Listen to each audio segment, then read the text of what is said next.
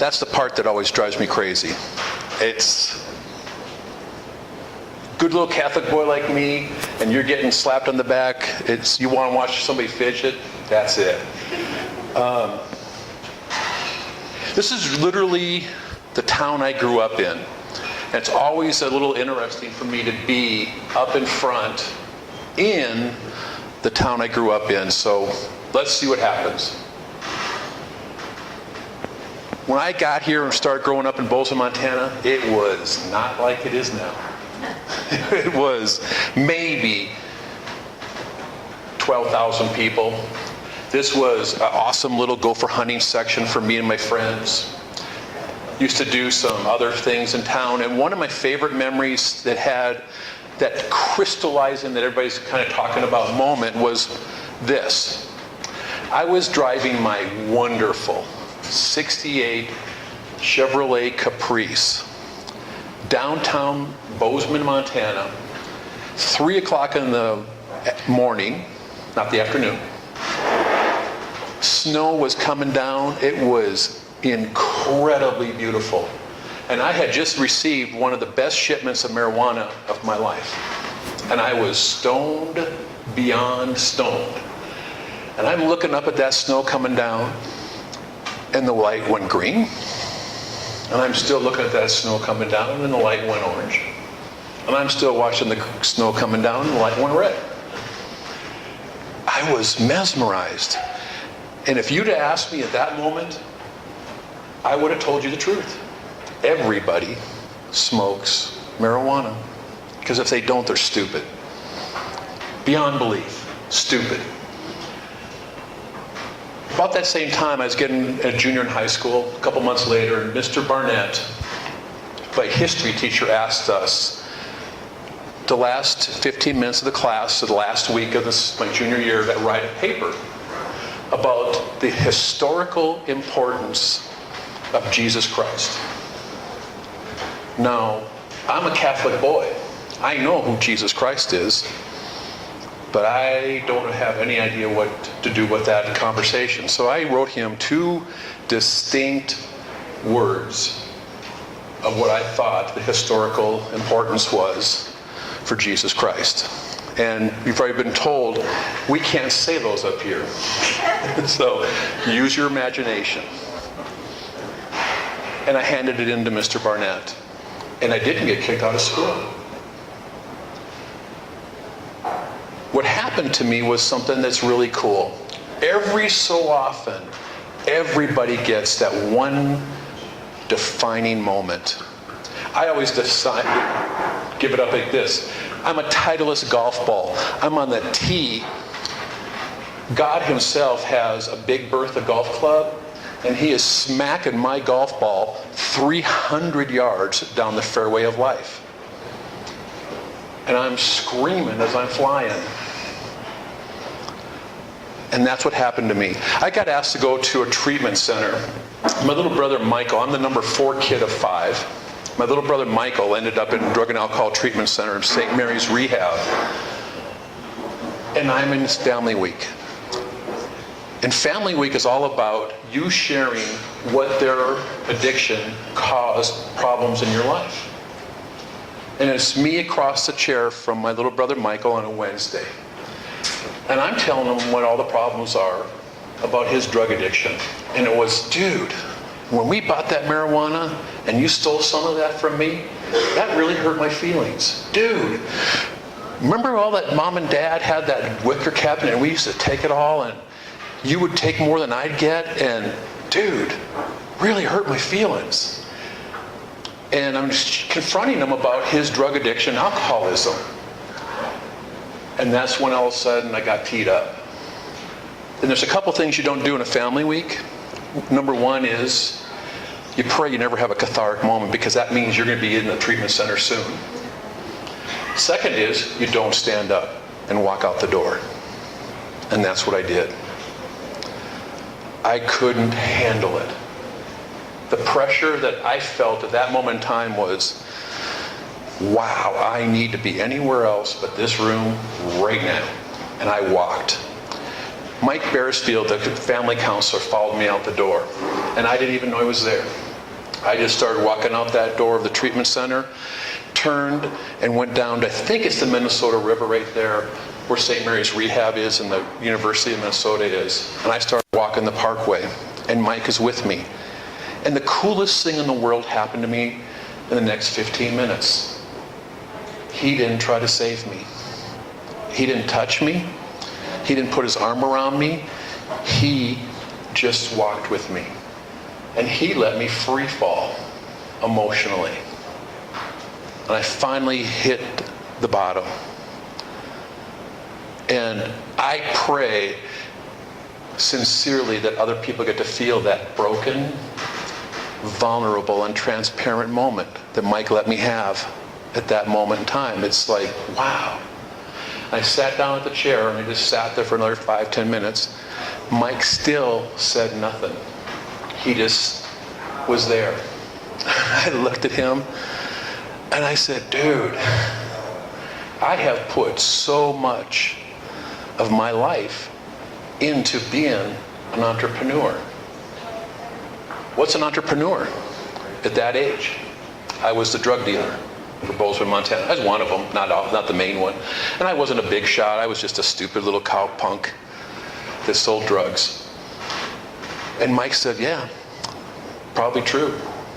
But he told me something that still, all these years later, reverberates. Is you can either be this or you can be that. But you have to choose right now. And I had no idea what he meant. It's like, what? Dude, really? So we went back and we were eating lunch with my mom and my dad, and I told them a little bit about what I felt, and they were so excited. You mean you're really a drug addict? You're not just stupid? You mean you're really an alcoholic? You're just not a dork? And it's like, oh, yeah, guess so, you know? But during that lunch, during that afternoon, during the next day on Thursday, getting ready to fly back to Bozeman, Montana on Friday, I made a couple of decisions. And I promised God himself, Jesus Christ, every single angel that I could ever think of as a good Catholic boy, that I was done. I was never, ever, ever, ever, ever, ever going to do drugs or alcohol again. And you know what? I meant it.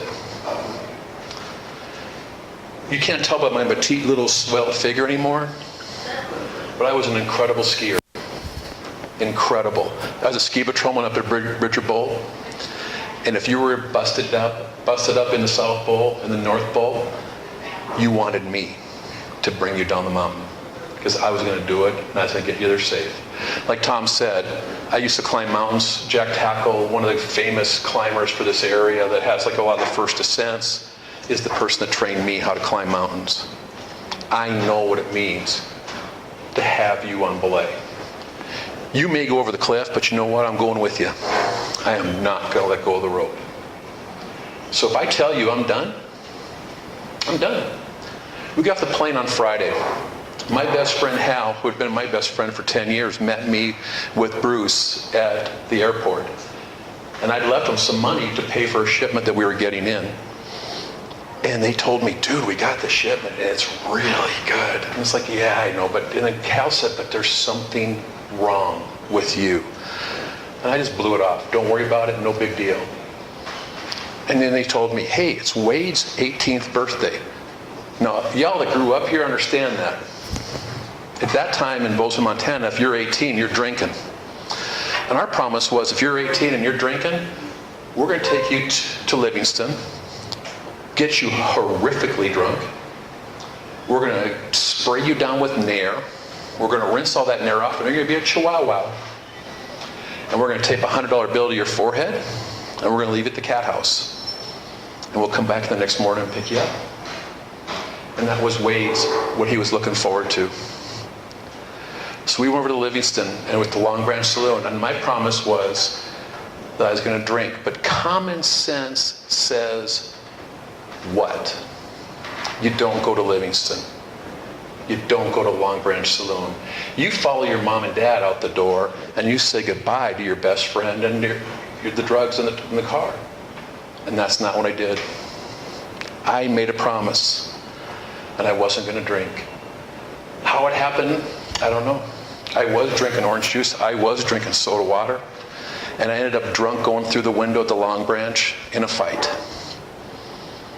And I woke up later on in the Bozeman Hill, puking, sick, and drunk.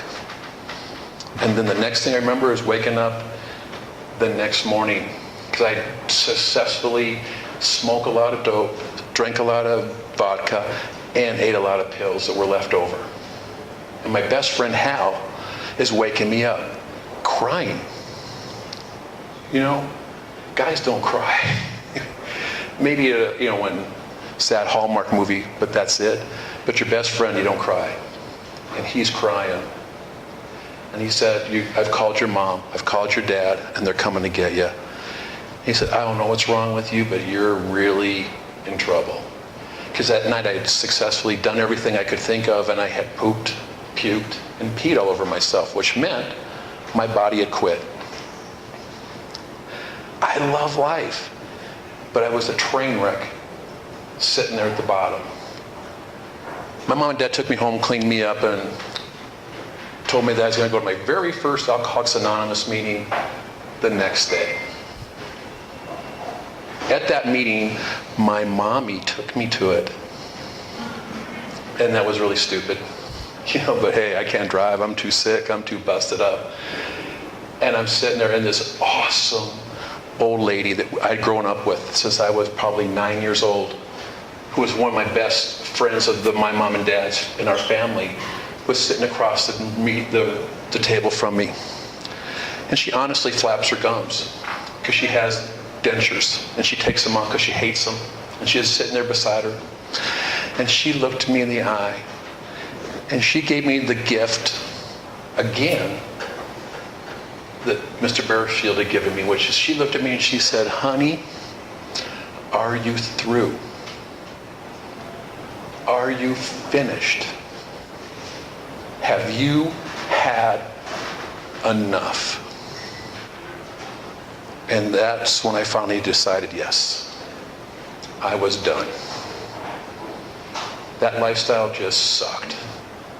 No reward in it whatsoever for me anymore. Ended up back at the treatment center where my little brother had been. Ended up in a halfway house. I'm a big kid. Right now I'm 6'2", 240. At that time I was probably 6'2", 205 pounds. And I was really, really strong. But they gave me a roommate. And I am in a roommate situation with Jerry. And Jerry is a chiseled, incredibly handsome man. I mean, there's some handsome men. George Clooney, Brad Pitt, that's Jerry. Chiseled. He was a Dayton's model. You'd see him on buses, you'd see him on billboards, you'd see him throughout the state, you'd see him in the catalogs. And he's a black man. And he's gay. And I'm this little white kid from Bozeman, Montana. So every night, I would wait for Jerry to go to bed. And then I would sneak in an hour later with the lights off, and I'd get undressed, and I'd slide myself in underneath the covers, and I'd tuck myself in, and I'd go to sleep with one eye open. Because I'm in bed, I'm in the same room with a gay black man. And Jerry let me do that for probably 6 weeks. And one night, the next morning I woke up after 6 weeks, and he's sitting there across from me, like 5 feet away, with this handsome black man smile, giggling. And he says, good morning. Joe, you have nothing to worry about. I don't like white meat. What Jerry did for me over the next 6 to 8 weeks still sits with me today, because I never got to follow through with this promise I made him. Back when I was a kid, the Black Angus Lounge was nicknamed the Queer Steer. And me and about 5 of my best friends in 1977, 78 went in to clear out the Queer Steer. And we walked in and we just started beating people. Didn't matter who it was, didn't care who it was, we just started beating them. But the third or fourth guy I was grabbing a hold of to just kind of pummel. I grabbed him by the scruff of his neck and I pulled him in close and I laid one right in his left eye. And it was my best friend from growing up, Malcolm. Didn't even slow me down. Hit him a couple more times in the head. He fell over and I put the boots to him. But sitting there with Jerry, I finally started to feel the pain of what that confrontation did in Malcolm's life. The scars that it did in my life. And what Jerry got me to understand was I really wanted to go to Malcolm and just snot bubble him all over the place and say, dude, I'm so sorry, I'm so sorry, I'm so sorry, I'm so sorry. And forgive me, forgive me, forgive me. And you know what? Malcolm, in his common sense, would have said, kiss my ass and get out of here. So over the next couple of weeks, Jerry got me to understand how to apologize to Malcolm and give him the amend that I would want given to me, which is I never got to do. Malcolm died of AIDS before I could do it. But those two things still sit with me strongly today, just like the things that Malcolm was talking about and Robbie Berwick and the things that he gets to go through, like what Lucy talked about. Those moments in our life that define who we are. And they need to be brought out. They need to be shared. And they need to be gifted. Because we have no idea who's here. We just wanted to come and share a message. And I'm so grateful y'all got to come, got to hear us, and got to be a part of this night. So thank you so much.